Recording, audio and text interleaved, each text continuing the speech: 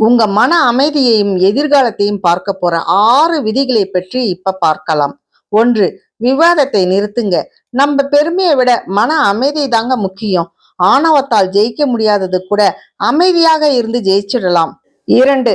உங்க ஆரோக்கியத்தை தினமும் பார்த்துக்கோங்க. மருந்து மாத்திரையால சரி பண்ண முடியாத பல விஷயங்களை நம்ம ஒழுக்கமான பழக்க வழக்கங்கள் தடுத்திடும். 3. உங்களுக்கு நிம்மதி தரவங்க கூட மட்டும் நேரத்தை செலவிடுங்க.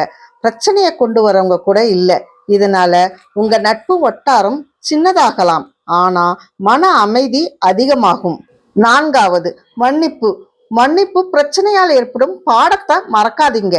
மன்னிப்பு என்பது அவங்களுக்காக இல்லை, உங்களுக்காக. அது உங்களை சுதந்திரமாக உணர வைக்கும். 5. கடனை தவிர்த்திடுங்க. 50 வயசுக்கு மேல உண்மையான சுதந்திரம் எளிமையான வாழ்க்கையில தாங்க இருக்குது, ஆடம்பரத்துல இல்லைங்க. 6. சாதாரண நாட்களுக்கு நன்றி சொல்லுங்க. மன அமைதி என்பது நிறைய வேணும் என்பதுல இல்லைங்க, போதும் என்கிற மனசுல தாங்க இருக்கு. இந்த 6 விதிகளை தினமும் அன்றாடம் நம்ம வாழ்க்கையில கடைபிடிச்சா மன அமைதி கிடைக்குங்க.